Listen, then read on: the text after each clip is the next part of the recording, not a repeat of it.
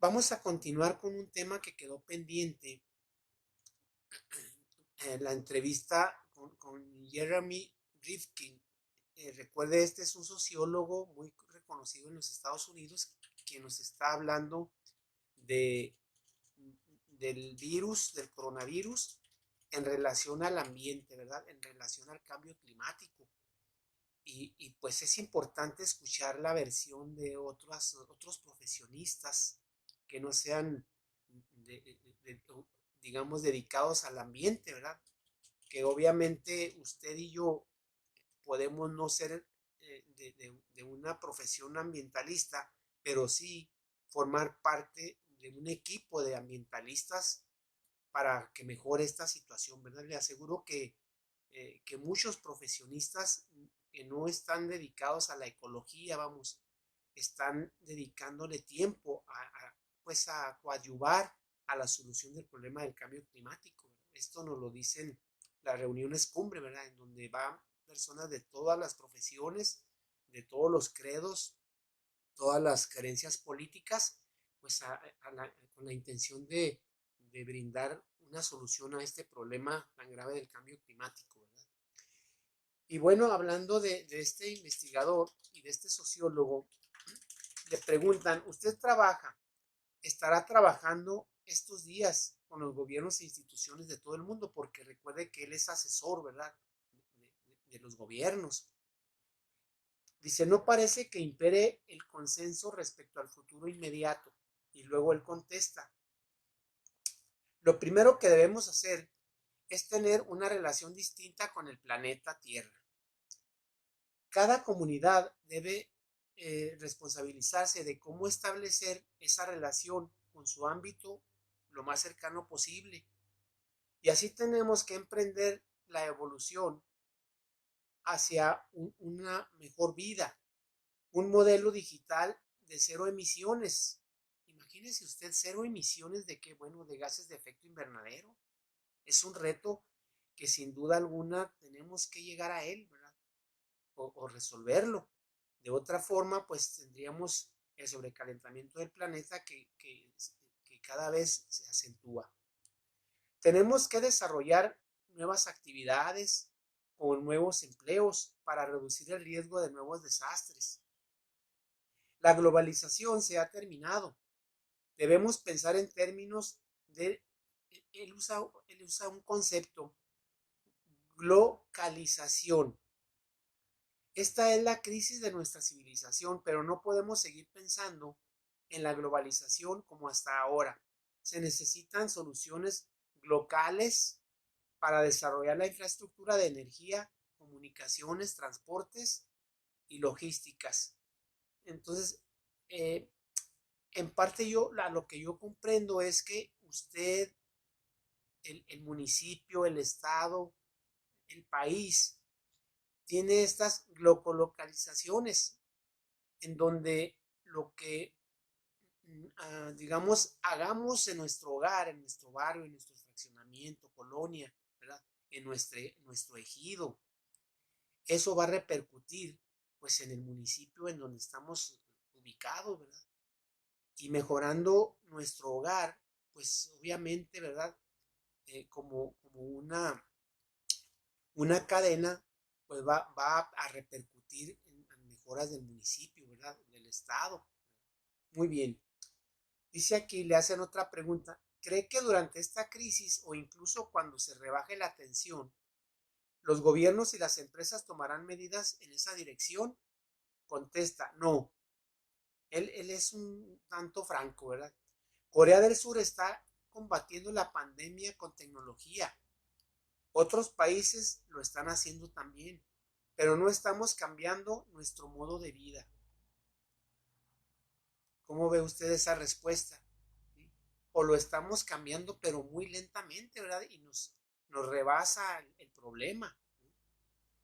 La exitosa estrategia de Corea del Sur para salvar vidas en medio de la pandemia del coronavirus. Necesitamos una visión distinta del futuro, y los líderes en los principales países no tienen esa visión. Son las nuevas generaciones las que pueden realmente actuar. Bueno, Recuerde a Greta Thunberg, ella no está muy de acuerdo en que digamos eso. Vamos a dejarle la tarea a los jóvenes, que son el futuro, ¿verdad? Que son la esperanza del mañana, ¿verdad? ¿No? Ella dice, tú tienes que actuar, tú adulto mayor, fíjese, y todos juntos, ¿verdad? No dejarle esto o siempre como algo, digamos, común, decimos, la juventud es el futuro, ¿verdad? Ellos deben actuar, ¿no? Greta dice, no, no, tú también debes participar, ¿verdad? Porque todavía estamos pues arriba de este barco, ¿verdad? De esta embarcación. Dice, usted plantea un cambio radical en la forma de ser y de estar en el mundo. ¿Por dónde empezamos? Le hacen esta pregunta.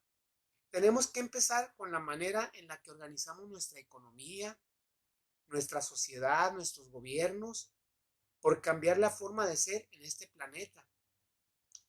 La muestra de la civilización de los combustibles fósiles, ese es un problema, se ha cimentado durante los últimos 200 años en la explotación de la tierra. El suelo se había mantenido intacto hasta que empezamos a excavar los cimientos de la tierra para transformarlo en gas, petróleo y carbón. Y pensábamos que la tierra permanecería ahí siempre intacta, ¿verdad? Claro, en algún momento no habrá pensado usted que esto iba a ser un recurso renovable, ¿no?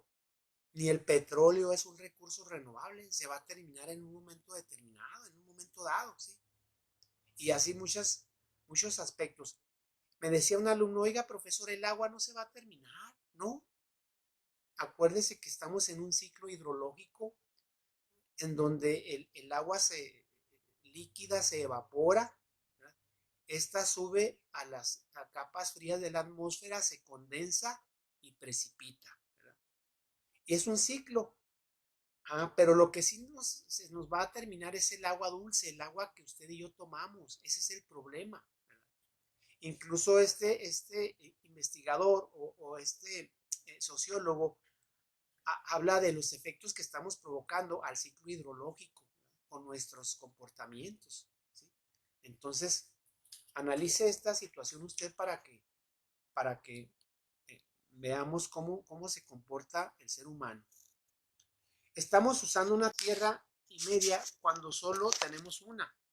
Hemos perdido el 60% de la superficie del suelo del planeta.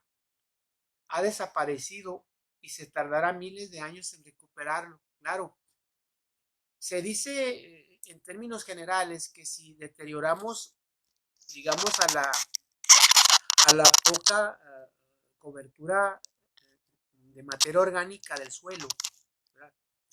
Se puede tardar hasta 1000 años, fíjese usted, para recuperarse esa cobertura, esa digamos, capa que, que le da pues vida a las plantas, ¿verdad? A muchos animales. ¿Creerá usted que tarde ese tiempo? Imagínese con los incendios que ha habido, toda esa cobertura que había en la superficie del suelo, pues tendrá que recuperarse, pero durará bastante tiempo, ¿verdad? Y el ser humano, pues no tendríamos el tiempo para agregar ahí la materia orgánica necesaria, ¿verdad? En fin. Dice aquí otra pregunta. ¿Qué les diría a quienes creen que es mejor vivir el momento, el aquí y el ahora, y esperarán que el futuro venga con otros arreglos? O sea, quedarnos con los brazos cruzados. Estamos realmente ante un cambio climático, pero también a tiempo de cambiarlo. O sea, él considera que todavía tenemos una oportunidad, fíjese. El cambio climático provocado por el calentamiento global y las emisiones de dióxido de carbono alteran al ciclo del agua de la Tierra. Claro, porque si se eleva la temperatura del planeta, pues obviamente, ¿verdad? Usted lo sabe, se estará evaporando grandes cantidades de agua. Recuerde, este fenómeno de la evaporación forma parte del ciclo hidrológico o ciclo del agua, ¿verdad? Entonces, esa constante evaporación, pues no es correcta, no es normal, ¿verdad? Puesto que el ciclo hidrológico tiene sus pautas, sus tiempos, vamos, ¿sí? Dice aquí, la gran mentira verde, como la pérdida del Amazonas, va mucho más allá de la deforestación. Claro, porque lo habíamos dicho en su momento, ¿verdad? Ese incendio tan tremendo que sufrió esta zona, pues provocó extinción de especies al por mayor. Provocó grandes cantidades de dióxido de carbono a la atmósfera, ¿sí? Y claro, no solo el problema fue la deforestación o la quema de los árboles, de las plantas, ¿verdad? También el subsuelo sufrió problemas porque el calor tan intenso de ese incendio eliminó sin duda alguna la fauna del suelo y las plantas que también ahí se encuentran, ¿verdad? Incluso animales que pues hacen sus galerías o sus cavernas en el subsuelo, pues murieron indudablemente, ¿verdad? Esto también sucedió en el incendio de Australia y se estuvo comentando. Además, agréguele usted, si hay deforestación, habrá erosión del suelo. ¿Qué significa esto? Desgaste del suelo por la misma agua, ¿verdad? Por los vientos, por las precipitaciones futuras. ¿Se da cuenta usted que no es tan sencillo, digamos, de resolver este problema? Tiene sus repercusiones a un futuro. Dice, y aquí está el problema. Por cada grado de temperatura que aumenta como consecuencia de las emisiones de gases de efecto invernadero, nuestra atmósfera absorbe un 7% más de precipitaciones. Dice aquí, eh, y aquí está el problema. Por cada grado de temperatura que aumenta como consecuencia de las emisiones de gases de efecto invernadero, la atmósfera absorbe 7% más de precipitaciones del suelo. Claro, lo que le decía hace un momento, se evapora más el agua. Al evaporarse más el agua, pues lógicamente tendremos precipitaciones con más volumen, ¿verdad? Y con más continuidad. ¿Se da cuenta usted? Por el efecto al ciclo hidrológico. Y dice aquí algo más. Por ejemplo, grandes nevadas en invierno, inundaciones en primavera por todas partes del mundo. De hecho, ahorita ha escuchado usted el término vórtice. Es un fenómeno que se da cuando puede ser un país completo o un estado. Por una parte está el calor intenso y por la otra está el frío, pero también intenso. Esto está sucediendo en estos momentos en los Estados Unidos. Aquí traigo una información. Le llaman vórtice. En unas partes estamos hablando de, por ejemplo, ¿qué sería? El oeste de Estados Unidos se está presentando un calor intenso y en el este un frío intenso. Y dice uno, estamos en una estación del año en donde el frío es el menos, pues no, esto está pasando. Y claro, el frío está llegando a los 6 grados bajo cero. ¿Qué le parece a usted? Y el calor a 45 grados centígrados. Es muy, muy intenso el calor. Ya pasando, usted no me dejará mentir, pasando de 30 grados, ya se siente el calor. Bueno, esto está sucediendo en los Estados Unidos y bueno, los meteorólogos, los climatólogos están analizando el fenómeno, ¿verdad? Y claro, pues ya se acercan los huracanes también. Y bueno, son noticias sueltas que le estoy brindando a usted, que más adelante le daré algún fundamento al respecto, ¿verdad? Bien, dice aquí, las consecuencias se irán agravando con el tiempo. Nos enfrentamos a la sexta extinción y la gente ni siquiera lo sabe. Me atrevo a decir a que ya muchos sabemos, pero la respuesta no es completa. El saber no resuelve. ¿Qué debemos hacer? En la aplicación está la solución, ¿verdad? ¿Qué debemos hacer ante esto? ¿Sí me explico? Ahora, la sexta extinción ya está plenamente comprobado que sí se está presentando, ¿verdad? Alrededor de 1 millón de especies de este mundo están en riesgo de extinguirse. Y créamelo, muchas especies ya se extinguieron y nunca las conocimos los seres humanos.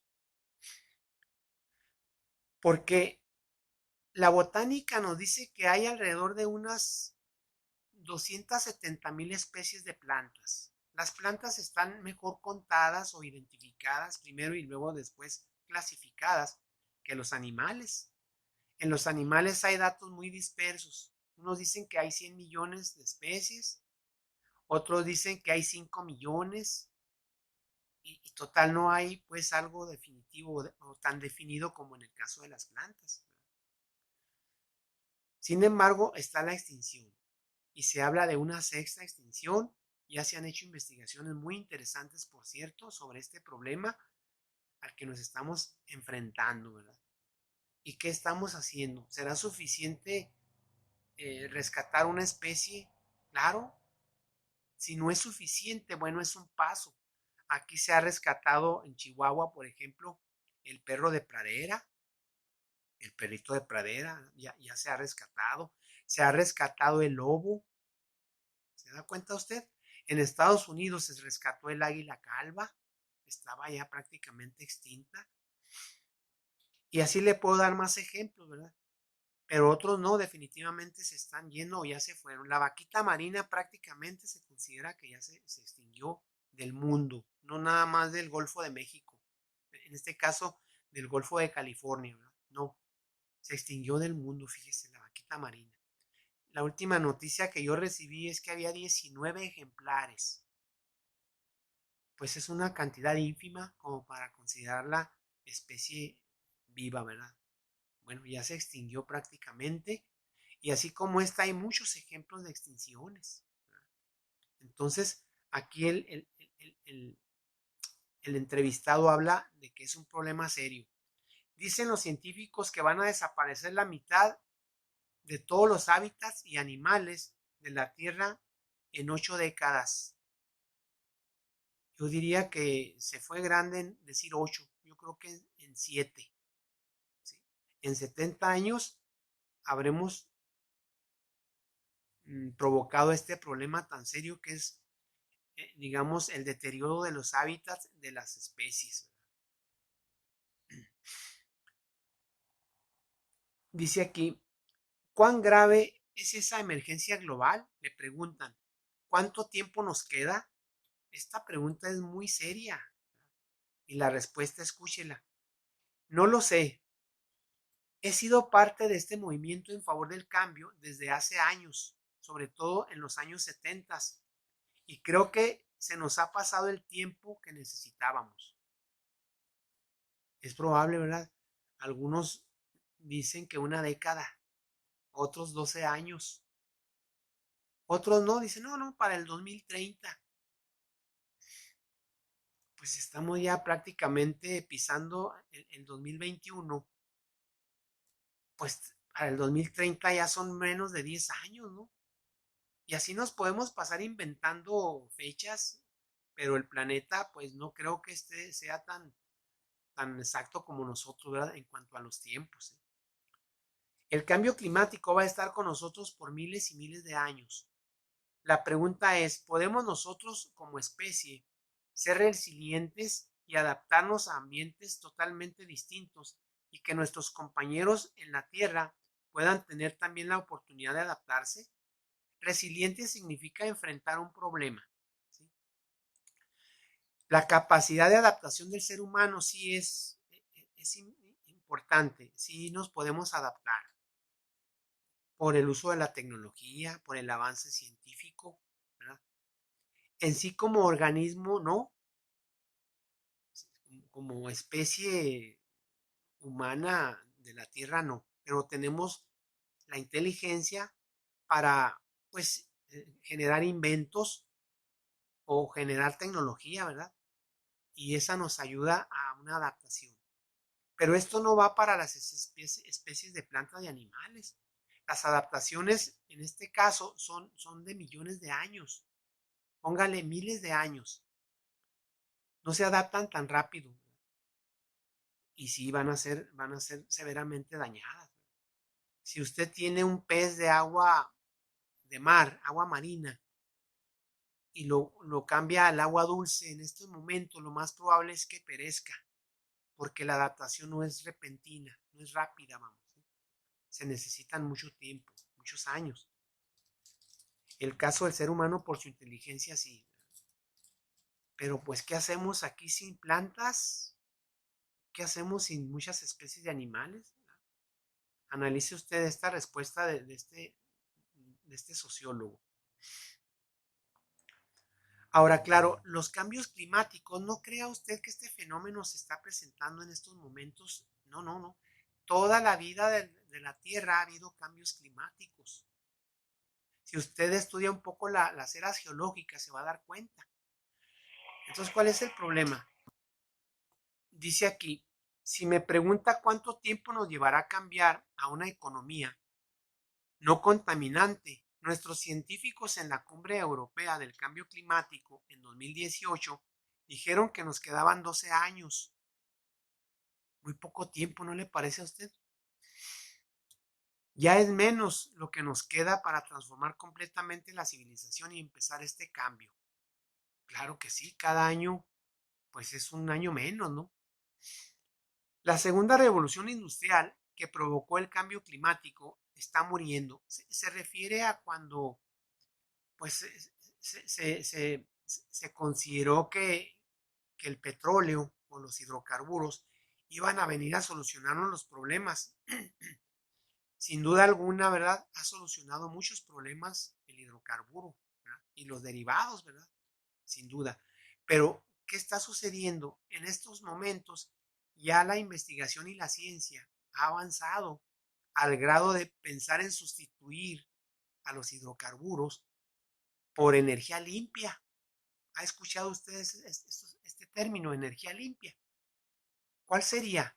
Pues la radiante o energía fotovoltaica, que es la del sol. ¿Sí? Hay países que ya la están implementando. Aquí en México también se está implementando de manera lenta, pero se está haciendo. Otra es la del viento o eólica, que ya también aquí Oaxaca juega un papel muy importante. Han sido prácticamente pioneros en esto. ¿Qué otra? La del mar. Se está estudiando que las fuerzas de las olas marinas, ¿verdad? Generan energía, de alguna manera adaptarlas para como alternativa, vamos. ¿Sí? ¿Qué otra más? La hidráulica, ¿sí? Algunos hablan de la nuclear. En lo personal no estoy yo de acuerdo porque ha habido muchos accidentes nucleares. El ejemplo del 2011 en marzo, el de Fukushima. Estamos hablando de Japón. Se afectaron por un tsunami y un sismo casi a la vez. Sucedió en el 2011, en el mes de marzo, en este país, y dañó 4 reactores nucleares. El reactor nuclear, la función primordial es enriquecer los elementos, los hace radiactivos. Podemos hablar del yodo, del cesio, del uranio, ¿verdad? Que de manera natural están presentes, pero en estos reactores nucleares se enriquecen y se transforman en radiactivos y los utilizan para generar energía. Se escucha bien eso, pero ha habido accidentes en donde han sido emanadas cantidades no adecuadas de radionúclidos, así se le llama, y han contaminado, ¿verdad? El cesio 137 contaminó los alrededores de Fukushima y los huertos de hortalizas que había ahí, pues tuvieron que suspenderse, ¿verdad? O eliminarse porque estaba, y la gente que vivía ahí alrededor tuvo que replegarse. Estoy hablando de un accidente, pero han sucedido muchos. Entonces, el manejo no adecuado, ¿verdad? De la radiación, pues provoca problemas. Y este tsunami y el sismo fueron eventos naturales, ¿verdad? No fue alguien que se introdujo ahí a perjudicar los reactores nucleares. fue la naturaleza, fíjese. Y vaya que Japón es un país muy desarrollado. Bueno, hubo fallas ahí. No previnieron, aunque ellos ya tenían experiencia, por cierto, en esto. Rebasó estos eventos, rebasaron a la inteligencia humana. ¿Sí? Y claro, pues la radiación se empezó a dispersar, incluso llegó a playas de Estados Unidos, la radiación. Y para el año 2022, ¿sabe qué piensan los que, digamos, los que controlan estos reactores nucleares en Japón? Porque se requiere de mucha agua. Bueno, el agua radiactiva la van a inyectar al mar, a los océanos. ¿Qué le parece a usted esa solución para el año 2022? Pues completamente negativa.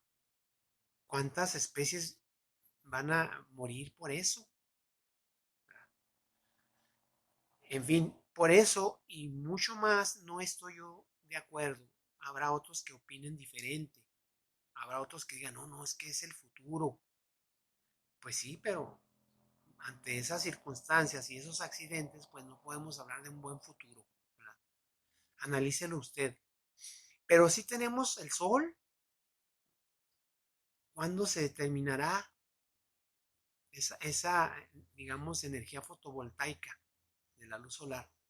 ¿Cuánto tiempo durará? Entonces, analice esta situación, ¿verdad? Y también la eólica, le insisto, porque podemos hacer, y México tiene capacidad para llegar a eso, y no regresar, con todo respeto, al hidrocarburo.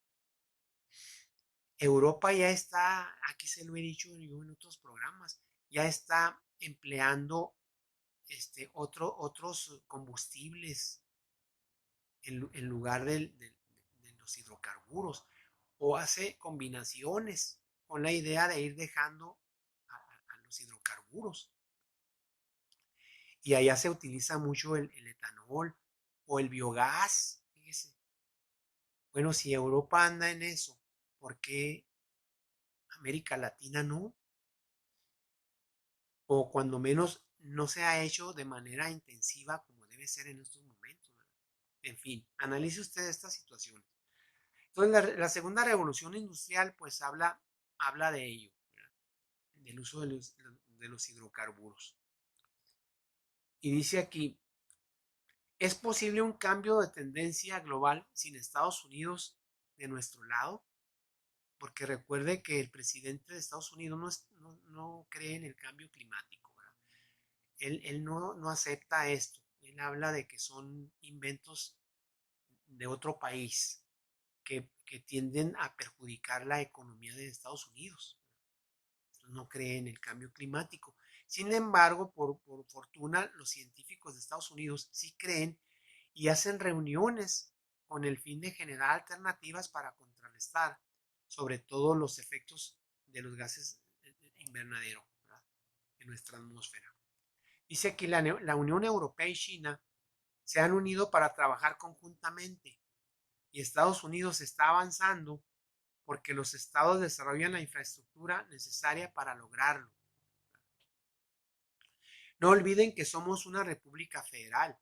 El gobierno federal solo crea los códigos, las regulaciones, los estándares, los incentivos. En Europa sucede lo mismo. Sus estados miembros han creado las infraestructuras. Lo que ocurre en los Estados Unidos es que prestamos mucha atención al señor Trump, dice aquí el artículo, pero de los 50 estados, 29 han desarrollado planes para el desarrollo de energías renovables y están integrando la energía solar. ¿Qué le parece a usted? Con las celdillas fotovoltaicas que usted habrá observado. El año pasado, en la Conferencia Europea por la Emergencia Climática, las ciudades estadounidenses declararon una emergencia climática y ahora están lanzando nuevas investigaciones para buscar energías renovables.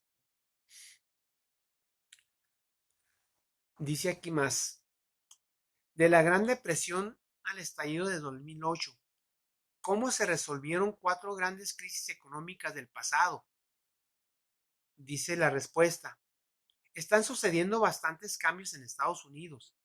Si tuviéramos una Casa Blanca diferente sería genial, pero aún así, esta tercera revolución industrial está emergiendo de la Unión Europea y en China, y ha comenzado en California, también en Nueva York y en parte de Texas. Cuando escuche usted la tercera revolución industrial, ¿a qué se refiere? Ah, pues a la tecnología, al internet, ¿eh? Y vaya que es una revolución industrial. Entonces, la tecnología nos está llevando a considerar que ya estamos en esta tercera revolución y por ende la segunda revolución de los hidrocarburos, dice el autor o el entrevistado, tiende a morir. Entonces es momento de cambiar. Y él cree mucho en la juventud, ¿sí? Porque los estudiosos o los estudiantes, ¿verdad? En estos momentos, pues están enfocando ya sus conocimientos a las nuevas tecnologías. Por ende, a las nuevas alternativas, en este caso energéticas. ¿Se da cuenta usted? Realmente sí es una tercera revolución. Dice aquí, ¿cuáles son los componentes básicos? Es una pregunta nueva que le hacen de esos cambios tan relevantes en diferentes regiones del mundo. Contesta, la nueva revolución industrial trae consigo nuevos medios de comunicación, claro que sí, energía limpia, medios de transporte y logística. Todo eso usted habrá escuchado y habrá visto, ¿verdad? Donde hay trenes como el metro que ya no requieren de los hidrocarburos. Ahí está la energía eléctrica al por mayor, ¿verdad? Y sin contaminar el ambiente. La revolución comunicativa es Internet, sin duda alguna, ¿verdad? Como lo fueron la imprenta y el telégrafo en la primera revolución industrial, en el siglo XIX, en el Reino Unido, o el teléfono, la radio y la televisión en la segunda revolución industrial, que esta fue en el siglo XX. No sé si recuerde usted cuando se escuchaba de la radio, ¿verdad? El telégrafo. En la escuela nos mostraban nuestros maestros cómo se inventó aquello, ¿verdad? Aquí juega un papel Tesla importante, Tomás Alva Edison y muchos otros inventores. ¿Verdad? Y claro, eran revoluciones porque, imagínense, no, llegó el ser humano en un momento dado a no pensar que un día se iba a comunicar de un continente a otro. Nunca. Y ahora no, ¿verdad? La imprenta. Aquí intervino Gutenberg. El primer libro que se imprimió fue la Biblia. ¿Recuerda usted esos acontecimientos de la historia? Hoy en día, pues es otra revolución, donde juega un papel primordial e importante el Internet. Y dice aquí, hoy tenemos más de 4.000 millones de personas conectadas. Y yo creo que se quedó corto, ¿eh? Debe haber más. ¿Eh? Y pronto tendremos a todos los seres humanos comunicados a través de Internet. Todo el mundo ahora está conectado, pues prácticamente, ¿no? Claro, hay países en que no sucede esto, son países que tienen escasos recursos económicos. México no tiene a toda la población, ¿verdad? En Internet. Eso es falso. Sabemos que hay cuando menos hay 10 millones en extrema pobreza. Ellos no tienen estas posibilidades, ¿eh? En estos momentos. Y yo digo 10 millones de extrema pobreza, pero recuerde que alrededor de 50 millones se consideran como gente que está en la pobreza y no tiene las posibilidades o este acceso por internet, ¿verdad? Y dice, en un periodo como el que vivimos, las tecnologías nos permiten integrar un gran número de personas en un nuevo marco de relaciones económicas. El Internet del conocimiento se combina con el Internet de la energía y con el Internet de la movilidad. Entonces hay Internet del conocimiento, de la energía y de la movilidad.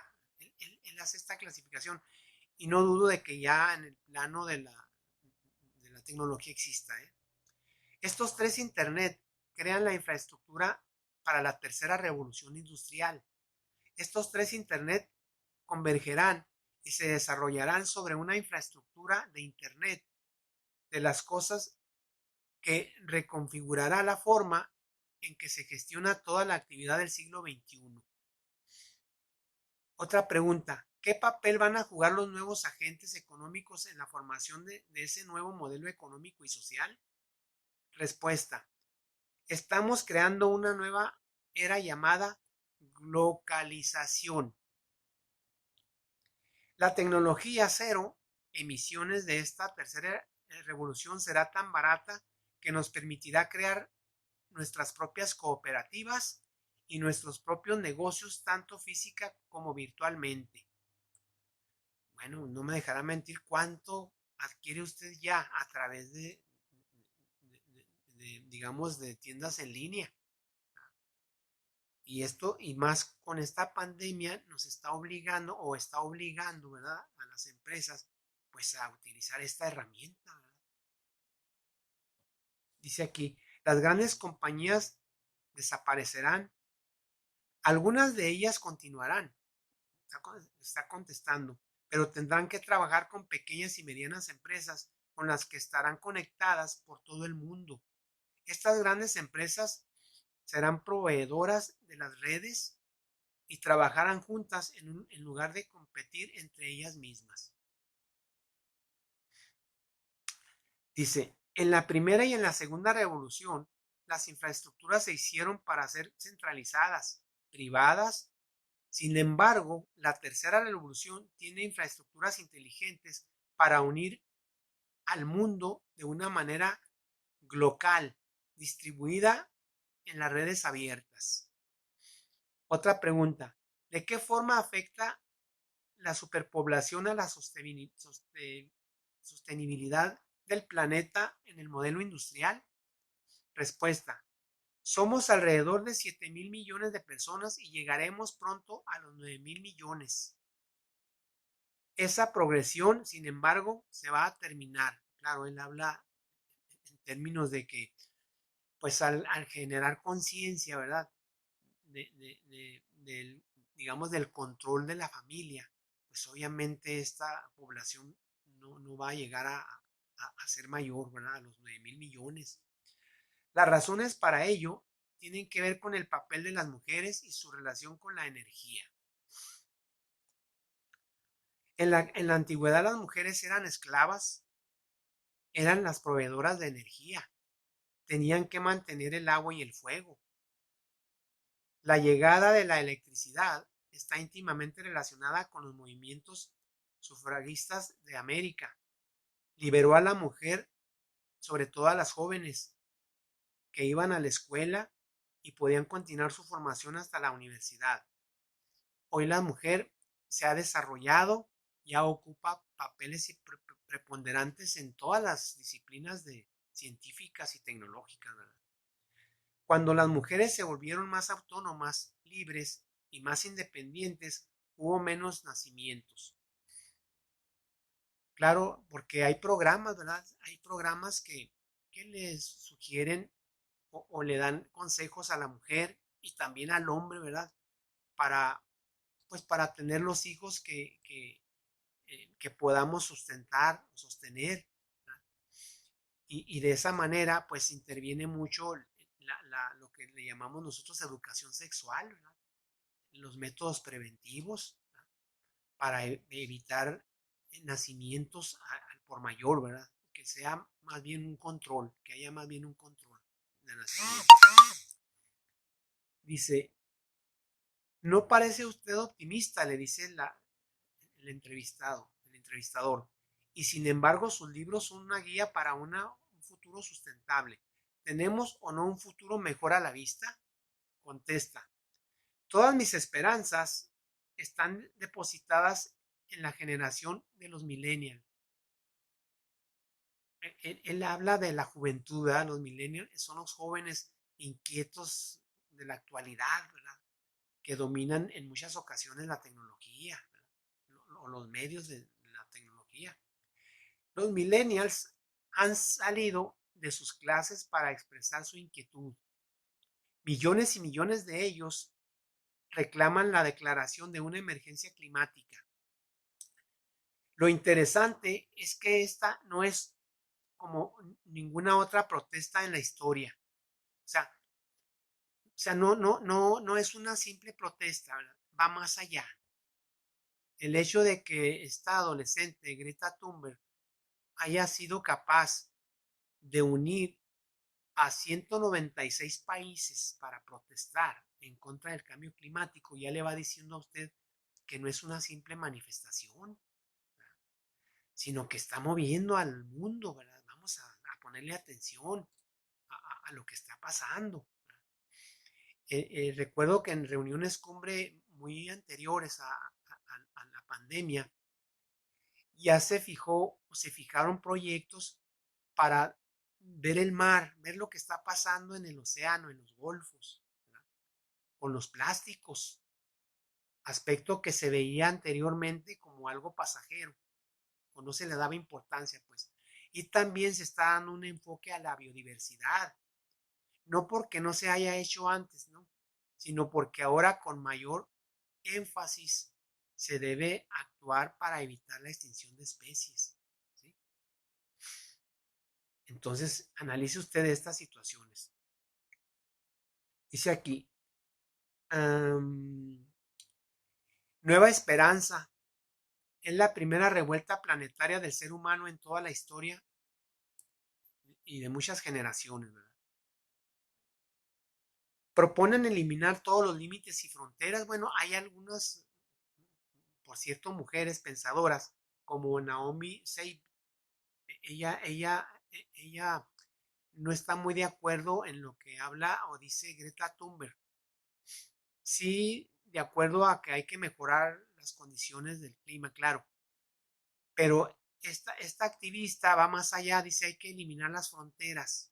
Se ve como un sueño así, ¿verdad? Pues cómo eliminamos las fronteras. Pero bueno, es un pensamiento, ¿verdad?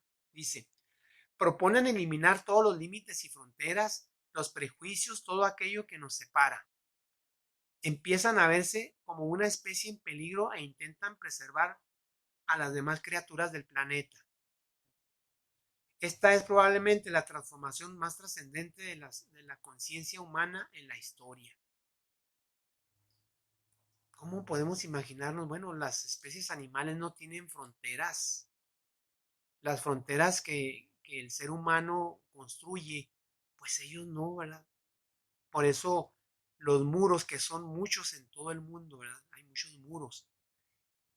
Pues es una barrera, digamos, artificial, en donde no permitimos la libre fluidez de las especies. Y esto también va para las plantas, ¿verdad? La libre polinización, el transporte de las semillas. En el caso de la fauna, pues ellos se desplazan por muchas condiciones, por el clima, ¿verdad? Buscan un clima más benigno, buscan un lugar para reproducirse, buscan un hábitat, en pocas palabras, más favorable. Entonces, estas especies no entienden ni comprenderán nunca las barreras artificiales, los muros. Bueno, esa es una, digamos, forma de ver a la naturaleza como es. Claro que hay barreras geográficas, pero la fauna y la flora solventan estas situaciones. ¿Qué barreras geográficas? Bueno, las montañas, los mares, pero de alguna manera las especies, por decirlo usando un término, se ingenian para trasladarse de un lugar a otro. La misma agua marina transporta semillas de un país a otro, no crea que de un lugar cercano a otro, no, de un país a otro. La misma fauna traslada semillas, las aves consumen semillas, muchas de ellas no las digieren y en las heces fecales las dejan en otras partes, fíjese, que transformarán en un tiempo dado o se transformarán en selvas, en bosques. ¿Se da cuenta usted cómo la naturaleza, dicen la naturaleza es sabia? Pero bueno, llega el ser humano, genera barreras, ¿verdad? Genera fronteras y pues esto no va bien para la flora y la fauna, claro. Así están las situaciones, ¿verdad?